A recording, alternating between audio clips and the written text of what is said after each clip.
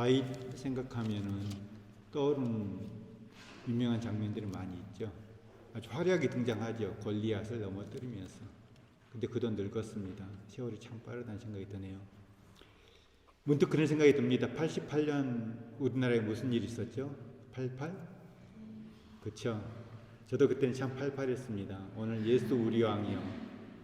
제가 그때는 이제 전역을 하고 복학해서 제 순원들을 데리고 서울 시내 노란 옷에 왕관이 그려졌고 뒤에는 예수 우리 왕이 혹시 보신 분들이 있을지 모르겠지만 올림픽 때 각국에서 온 사람들에게 우리가 복음을 전하자 성서한국 선교한국을 외치면서 율동하면서 서울에 번화가들 찾아다니면서 그랬던 때가 엊그제 같은데 벌써 근데 그때는 이 찬송가에 예수 우리 왕이여 이게 실려있지 않았었어요. 복음성가였거든요.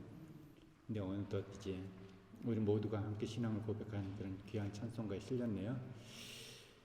저는 오늘 말씀을 준비하면서 하나님 우리 아버지와 우리 구주 예수 그리스도로부터의 은혜가 또 사랑과 평안이 우리 모두에게 가득하기를 축복하며 기도하며 준비했습니다. 우리가 성경을 읽을 때 몇 가지 기억해야 될 중요한 사실이 있는데 그 중에 두 가지를 먼저 말씀드리면 오늘 읽었던 이 말씀 열왕기상은요 모든 성경이 그러하듯이 창세기와 계시록 사이에 위치하고 있습니다. 당연한 거죠. 창세기로 시작해서 계시록으로 끝나니까요. 근데 이게 무슨 의미냐면 성경은 하나님의 천지창조와 인간의 타락 그리고 예수 그리스도의 구속이라는 하나님의 구속사적 관점에서 기록되어 있기 때문에 우리가 어떤 세상 어떤 도덕책 읽는 것처럼 유명 소설 읽는 것처럼 읽어서는 절대 안 된다는 거예요. 하나님의 구속사가 어떻게 기록되어져 있는지 그 관점으로 우리가 성경을 읽어야 된다는 거예요. 두 번째로 읽는 우리는 하나님의 천지 창조로부터 다시 오실 우리 주님 즉 창조와 종말이라는 그 중간에 살고 있어요. 이는 무슨 얘기냐면 우리의 삶은 이 땅에서 영원히 살 것이라는 그런 가치관이 아니라 종말이 반드시 있다. 주님 다시 오신다. 즉 나그네적 관점에서 성경을 읽어야 된다는 거예요. 그렇지 않으면 우리는 성경을 하나의 교과서처럼 어쩌면 교훈, 도덕 이런 정도 수준에서 좋은 말씀 있지. 단지 내 마음 어떤 위로를 얻기 위해서. 아니요. 그렇기 때문에 우리는 성경을 반드시 읽을 때 성경은 창세기와 계시록 사이에 기록되어진 그 본문이라는 것 그리고 우리는 하나님의 창조와 다시 오실 주님을 바라보는 종말론적 관점에서 읽어야 된다는 것 그런 관점에서 오늘 말씀을 함께 나누고자 합니다. 그런데 우리는 성경을 왜 읽습니까? 성경은 성경만이 주는 특별한 그것이 있기 때문이죠. 그건 뭐냐면 하나님을 알기 위해서예요. 공자, 맹자 다른 어떤 유인을 알기 위해서라면 다른 책을 읽어야죠. 성경은 하나님이 어떤 분이신지 우리에게 말씀하고 있습니다.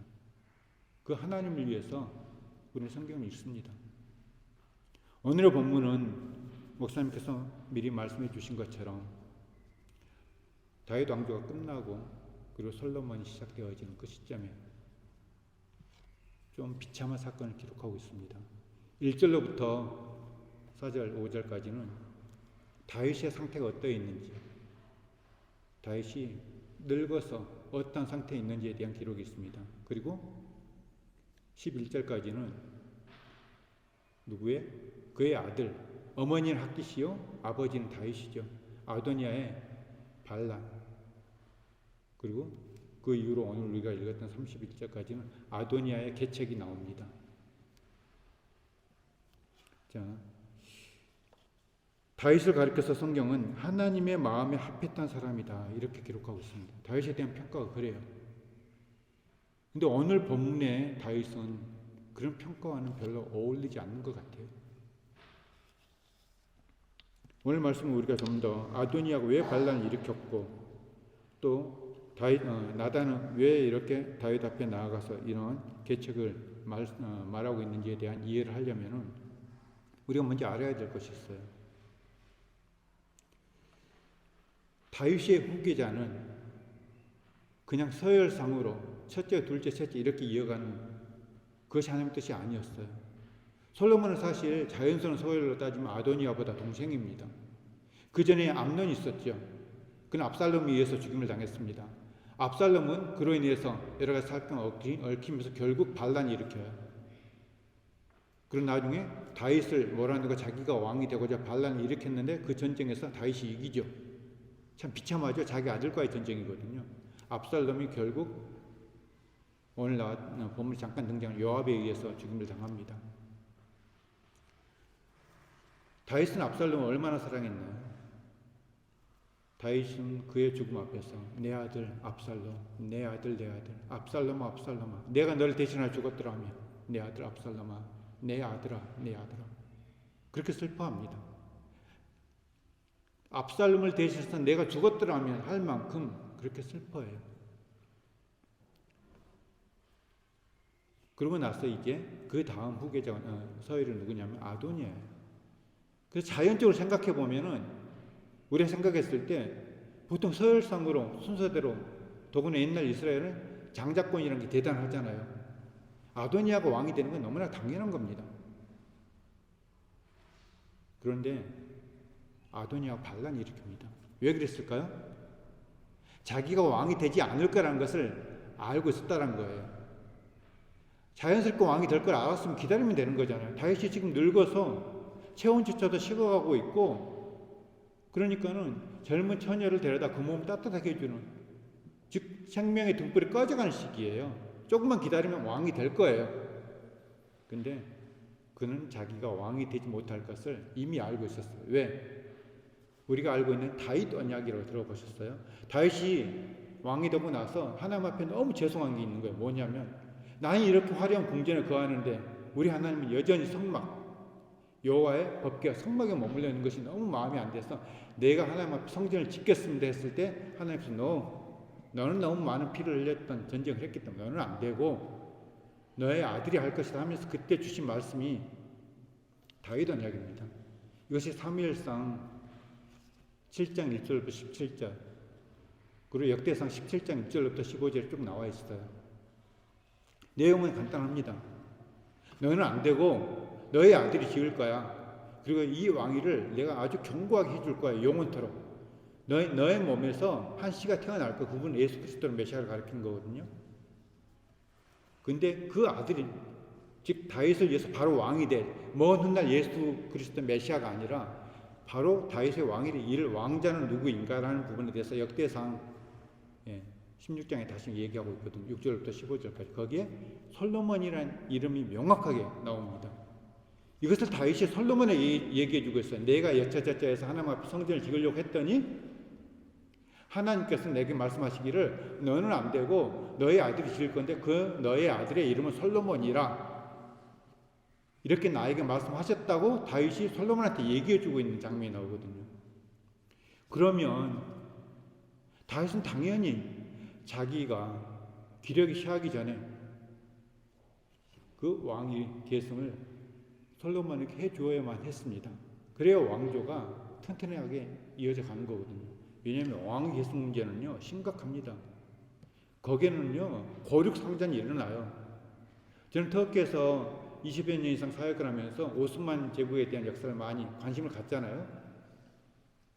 초기의 오스만 제국은요 왕자들이 태어나면 왕들이 아내들이 많잖아요. 수많은 배다른 왕자들이 태어난단 말이에요. 근데 후계자 한 명을 제외하고는 다 죽입니다. 왜? 나중에 권력 다툼이 일어나지 않게 해요. 그것이 너무 잔인하다에 나중에 다 유배를 보내요. 한 명만 제외하고. 그렇게 철저하게 왕위 계승 문제는 왕조가 튼튼하게 서가는 데 있어서 매우 중요한 겁니다. 그런데 어찌된 영무인지 다윗은요 우리가 오늘 11절 말씀에 보면요 나단이 밧세바에게 다윗에게 가서 이렇게 말하십시오 라고 얘기할 때 말을 어떻게 하냐면 왕께서는 어떻게 된 영문인지 반란이 일어난 걸 알지 못한다. 생각해 보십시오. 다윗이 알지 못한다는 게 다윗이 무식하다는 얘기인가요? 아니에요. 다윗이 통치를 제대로 못하고 있다는 얘기입니다. 나라에 더구나 자기 아들이 반란을 일으키고 이미 왕으로 선포를 했단 말이에요. 자기들끼리. 그런 상황인데도 무슨 일이 일어난지를 알지 못하고 있는 상황. 이 지경에 이르도록 후계자 솔로몬을 왕으로 세우지 않고 있었던 이유가 뭘까요? 다윗답지가 않아요. 이유는 뭔지 모르겠습니다. 우리는 성경이 말하지 않는 것을 과도하게 추측하거나 이런 걸 천박한 호기심이라고 그래요. 이단들의 특징이 그렇습니다. 성경이 말하지 않는 걸 사람들이 궁금해 하거든요, 때로는요. 쉽게 말해서 과인은 누구랑 결혼했지?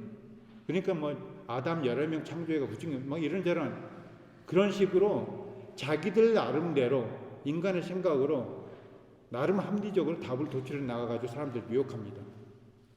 아니요.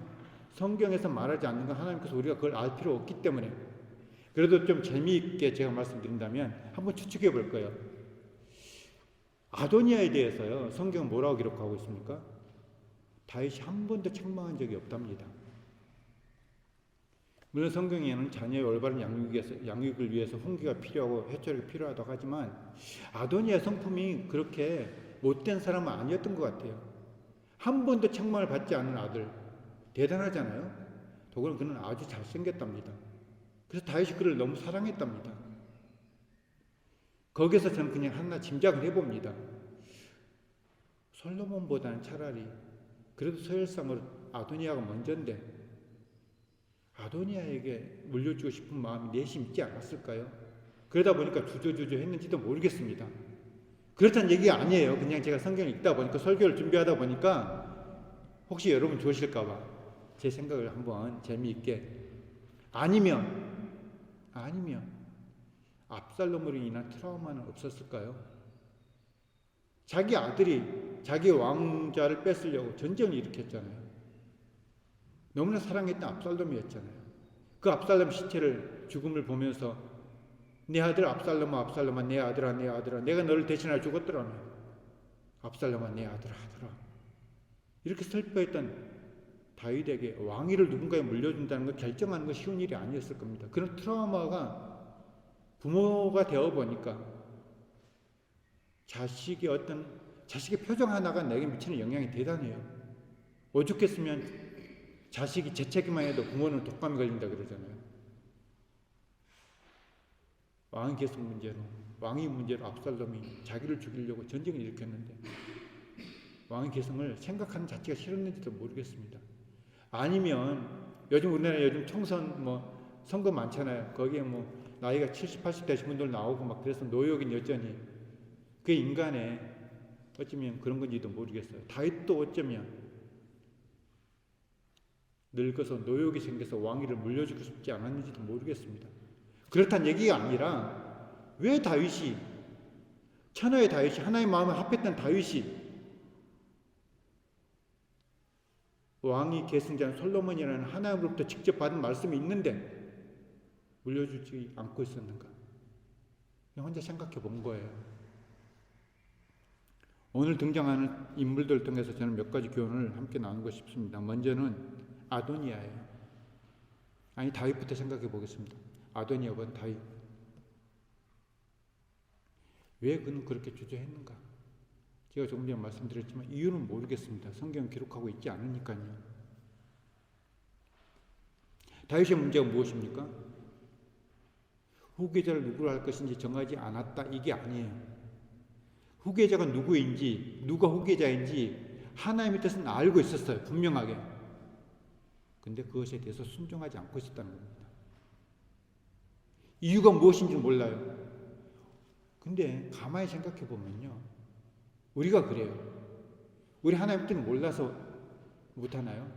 아니요. 성경은 하나님 뜻을 어렵게 기록하지 않습니다. 정말 쉽게 기록해 있어요. 우리 하나님 뜻을 몰라서 그렇다고 아니요. 아는데 순종을 하지 않는 거죠. 그렇게 하면 손해될 것 같아서 그렇게 하려면 내 자존심 내려놔야 될 것 같아서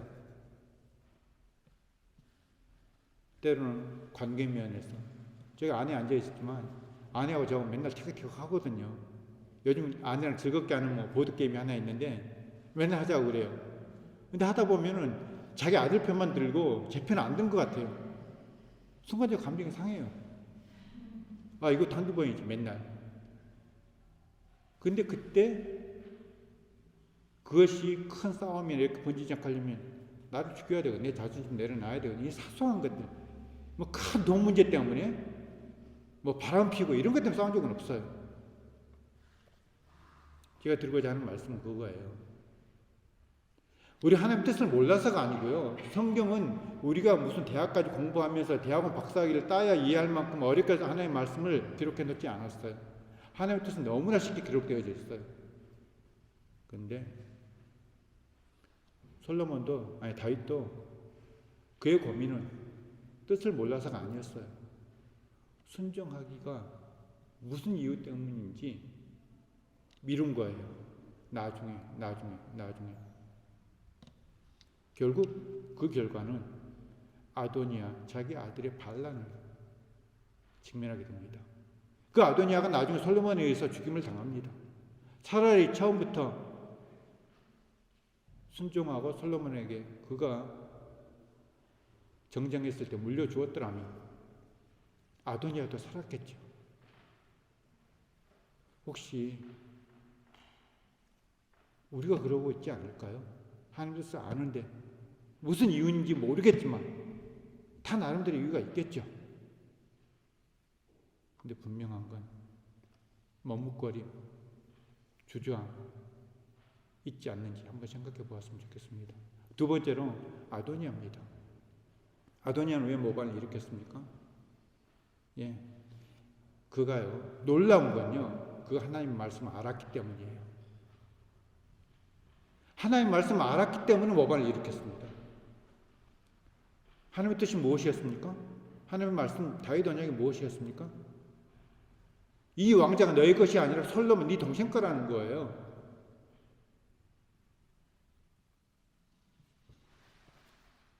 웃기죠. 말씀을 알았기 때문에 범죄하는 자기 것이 아닌 그 자리를 탐하게 되죠. 욕심이죠. 제가 평소에 많이 쓰는 욕심이라는 단어에 대해서 사전을 어떻게 정의하고 있는지 한번 설교 준비하면서 찾아봤어요. 그게 간단하게 이렇게 나와 있더라고요. 지나치게 탐하는 것. 근데 과연 그게 욕심일까? 요즘 날씨 참 좋죠. 오늘은 제가 어서 벌써 2번, 3번 갈아입고 왔거든요. 아침에 산책을 하는데 땀이 나는 거예요. 걷는 걸 좋아하기 때문에 저는 틈나는 대로 합니다.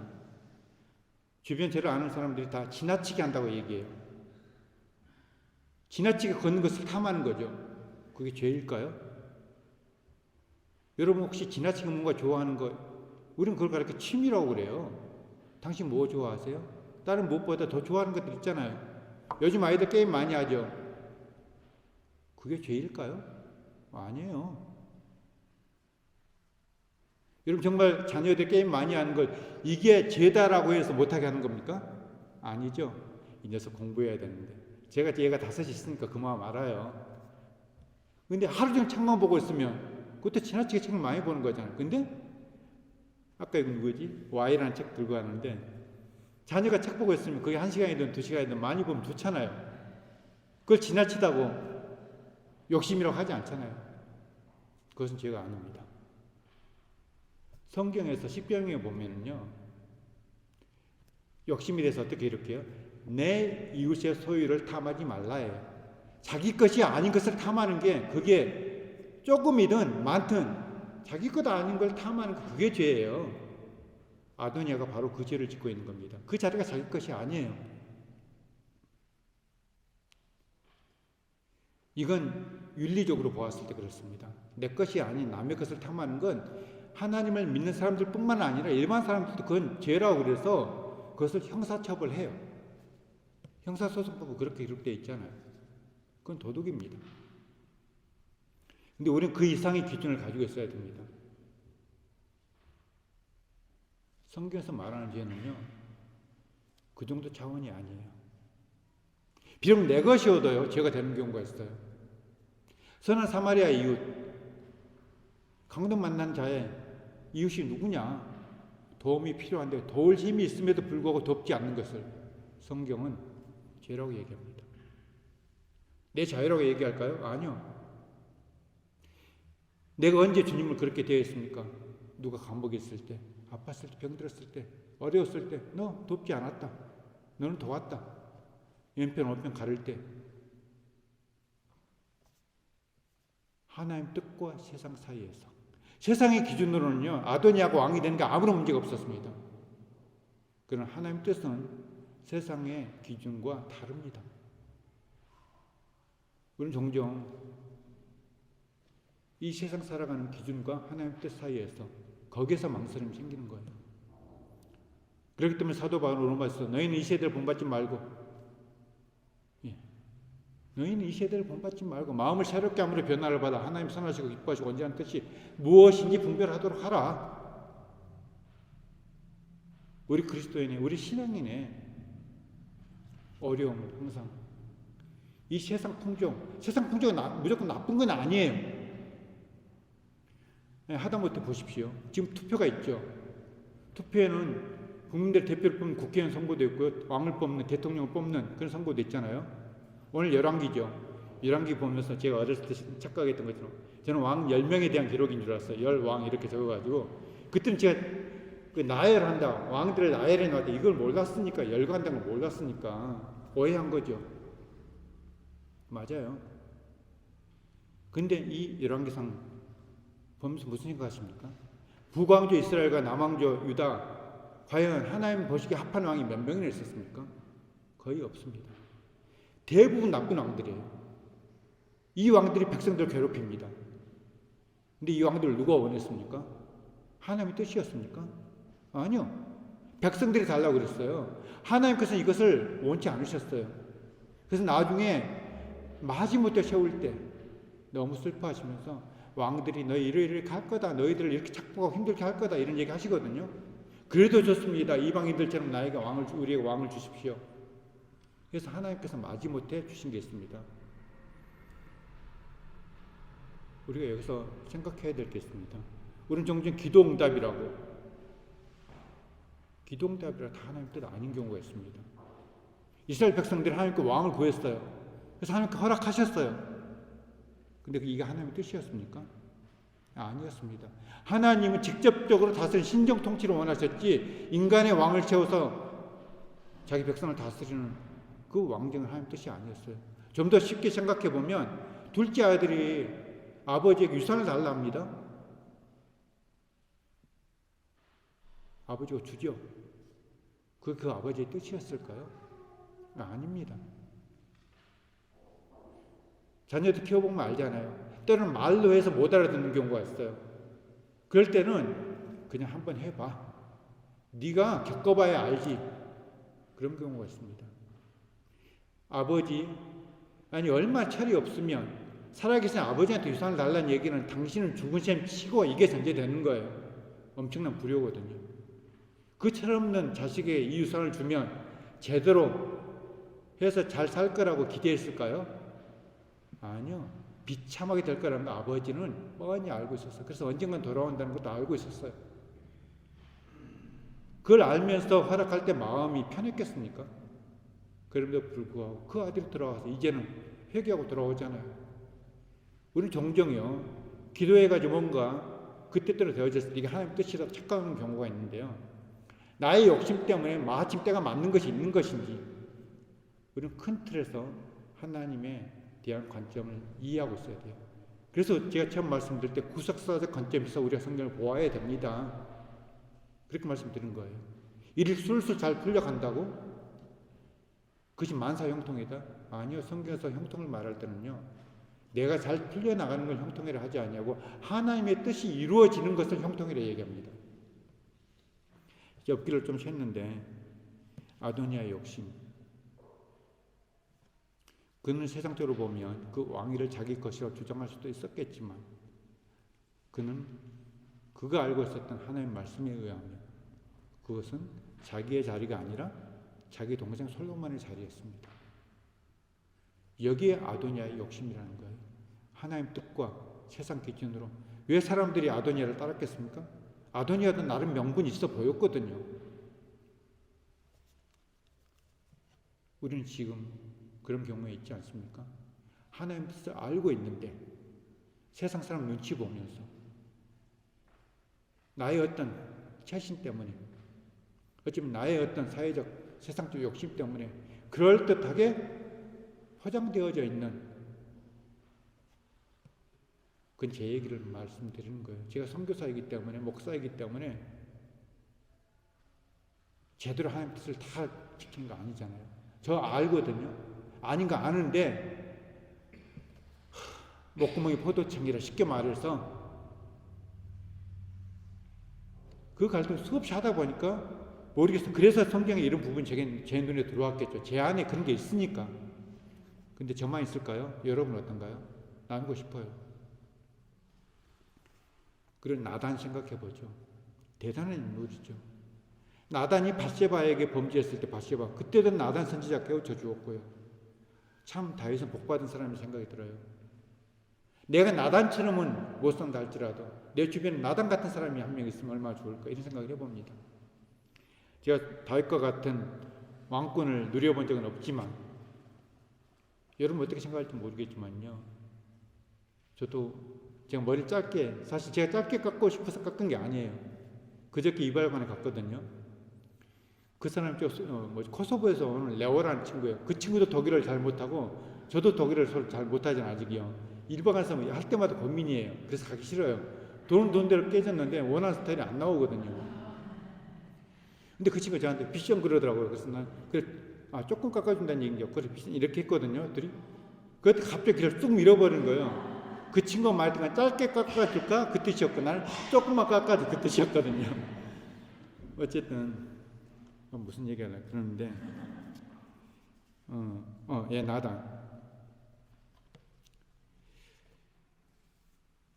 나단이 다윗 앞에 나아갔을 때요, 밧세바 그냥 이게 쉬운 문제였으면 바로 나아갔겠죠. 여러분, 우리가 성경 오늘 보면 좀 길게 읽었잖아요. 근데 저 이거 길게 읽으면서 제가 같은 말 또 하고 같은 말 또 하고 있는 거, 기록되는 거 있는 것 좀 별로 안 좋아하거든요. 그냥 나단이 가서 왕이시여, 하나님께서 솔로몬이라고 말씀하지 않으셨습니까? 아도니아 반란이 이렇게 하면 되는 건데 밧세바를 먼저 보내가지고 이렇게 얘기하라고, 이렇게 하라. 그러고 말하고 있을 때 내가 가서 똑같은 얘기 하겠다, 이런 얘기 하는 거거든요. 왜 그랬을까요? 이건 그만큼 자기 목숨을 걸 만큼 중대사였기 때문에 쉬운 일이 아니거든요, 사실. 나단이 밧세바가 얘기할 때 당신과 나와 솔로몬의 생명을 구할 계책이라고 얘기합니다. 이게 실패하면 그들은 죽게 돼 있는 거예요. 목숨 걸고 지금 얘기하는 거예요. 그 근거는 무엇입니까? 그는 하나님의 말씀을 분명하게 기억하고 있어요. 비록 저쪽에서 이미 수많은 무리가 모여서 대세가 기운 것 같고 아도니아가 왕이 된 것 같지만 하나님의 정하신 왕위는 솔로몬이다. 그것을 기억하고 있었고 그 말씀을 붙들고 다윗에 나아가는 거거든요. 우리 신앙은 딱 한 가지입니다. 말씀을 붙들 수 있느냐, 그렇지 못하느냐. 말씀은 생명입니다. 그래서 우리가 큐티책에 보면 생명의 삶이라는 게 있잖아요. 맞아요. 말씀은 생명입니다. 생명 양식입니다. 마지막으로 오늘 본문에서 가장 중요한 거 하나 나누고 싶어요. 오늘 제가 처음에 제목에 말씀드렸던 것처럼 하나님에 대해서, 하나님은 당신의 정하신 뜻은 반드시 이루신다는 사실이에요. 다윗의 그 머뭇거림, 아도니아의 반란, 그럼에도 불구하고 하나님은 다윗의 후계자로 솔로몬을 정하셨고 솔로몬을 왕에 앉히고야 맙니다. 이것이 우리의 소망입니다. 우리의 믿음의 근거가요, 나의 어떠함이 있지 않아요. 하나님의 하나님 되심에 믿음의 근거가 있는 겁니다.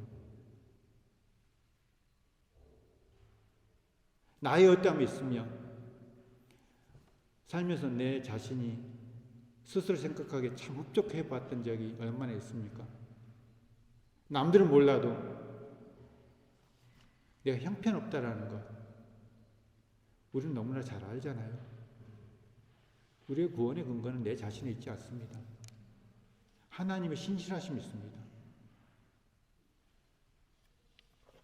우리 처음 부르실 때에도 우리가 어느 정도 괜찮을 때 부르지 않고 우리가 죄인 되었을 때 부르셨습니다.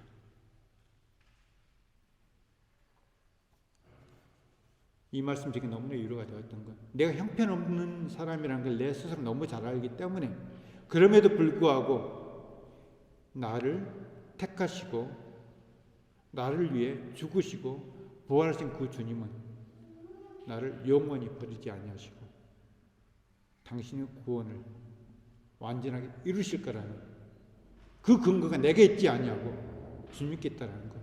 그 사실이 얼마나 우리의 소망입니까?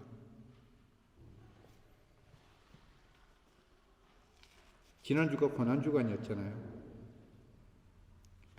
예수님께서 제자들에게 떡을 떼고 잔을 나누시면서 이것은 너희를 위한 내 몸이고 이 잔은 너희를 위하여 흘리는 피니 곧 새 언약이라는 말씀하십니다. 다윗 언약은요, 다윗으로 끝나지 아니하고요, 내 씨에서 날짜라고 분명히 나와 있거든요. 그 씨가 예수 그리스도거든요. 근데 주님께서는 마지막 십자가에 달리시기 전에 제자들과 최후의 만찬 떡과 잔을 떼시면서 이것은 너희를 위한 내 몸이고 이 잔은 너희를 위한 내 피니 곧 새 언약이라는 말씀하십니다. 이 새 언약이 뭐냐면 구원의 언약이에요. 이 구원의 언약을 주님께서는 어떻게 이루셨습니까? 순종하심으로.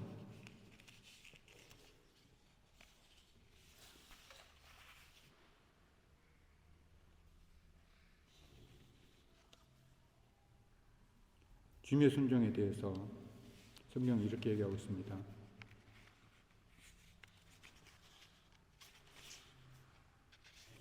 죽기까지 순종하셨다. 죽기까지 순종하셨다.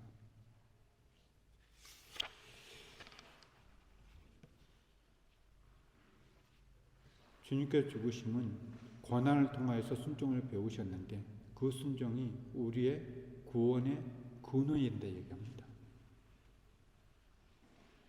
주님의 새 언약은 십자가에 죽기까지 순종하심으로써 이루신 순종인데 그 순종이 우리 구원의 근원이 된다 얘기합니다. 주님의 순종하심으로 우리가 구원받았다고 한다면 우리 구원받은 우리의 삶은 역시 순종이 되어야 합니다. 오늘 우리가 아도니아와 다윗과 나단과 그들의 삶을 통해서 살펴본 게 하나가 다윗의 문제가 무엇이었다고요? 하나님의 마음에 합했던 사람이었음에도 불구하고 하나님의 뜻을 알고 있었음에도 불구하고 머뭇거렸다. 주저했다. 그 주저함이 있었습니다. 이제 말씀을 정리하고자 합니다. 우리는 사람들을 통해서 성경의 인물들을 통해서 때로는 반면교사, 나는 그렇게 하지 말아야지 이렇게 해서 교훈을 얻는 경우도 있습니다. 또 어떤 경우는 나는 그렇게 살아야지 진면교사, 오늘의 반면교사는 아도니아와 다윗입니다. 오늘의 진면교사는 나단입니다. 그리고 이 모든 걸 통해서 우리에게 참 본이 되신 분이 예수님이고요. 그리고 결론적으로는 때로는 진면교사처럼 때로는 반면교사처럼 어떤 일을 사람들이 결정해 나아가고 해가는 것 같지만 아니요. 궁극적으로 그 일을 이루시는 분은 하나님이시라는 것. 인간의 어떠함에 달려있지 아니하고 그러나 나는 누군가의 반면교사가 될지 진면교사가 될지 그것은 우리의 몫입니다. 그것이 이 땅에서 우리가 누리는 풍성한 삶의 열쇠입니다. 나단은 아도니아는 다윗은 왕위를 물려주지 않고 계속 왕위에 있었던 다윗의 삶이 풍성했을까요? 아니면 모반을 일으켜서라도 왕이 되려고 했던 아도니아의 삶이 풍성했을까요? 아니잖아요. 우리의 풍성함은 나단의 순종함이 있지 않습니까? 주님께서 우리에게 그렇게 말씀하시잖아요. 이제 부활주의를 맞이해서 우리가 하나님의 부활을 함께 기뻐했고 다시 오실 예수님 기다리면서 이제는 사주오면 오순절이죠. 그때 아마 우리 교회 8번째 8주년 기념이라는 얘기도 들었습니다. 그날 성령 강림주일이더라고요. 두서없이 제가 말씀드렸지만요. 정리하면 우리는 성경을 읽을 때 모든 성경 창세기 계시록 사이에 있다. 그리고 그 성경에 있는 우리는 다시 오실 주님을 바라보는 종말론적 나그네로서 성경을 읽어야 된다. 그런 과정 속에서 어떤 사람은 하나님 뜻에 합당한 사람이고 어떤 사람은 하나님 뜻에 어긋나는 삶을 살아도 그 모든 것들을 섭리하신 분은 하나님이시고 하나님은 당신의 뜻을 반드시 이루시는 분이시다. 거기에 우리의 구원의 근거가 있다. 이렇게 말씀을 정리하고자 합니다. 기도하겠습니다. 정하신 뜻은 반드시 이루시는 하나님, 아도니아의 반역을 무너뜨리시고 다윗 언약을 성취하시는 주님, 나를 통해서도 주님의 뜻을 이루어 주십시오. 다윗 언약의 연약함에도 다윗의 연약함에도 아도니아의 반역에도 불구하고 주님께서는 당신의 뜻을 이루신 것처럼 나의 삶 속에서도 주님의 뜻을 이루어 주십시오. 우리 교회를 향하신 주님의 뜻을 이루어 주십시오. 혹 우리가 다윗처럼 연약할 때 나단처럼 하나님의 언약의 말씀으로 나를 깨우칠 하나님의 사람을, 믿음의 사람을 우리에게도 주십시오.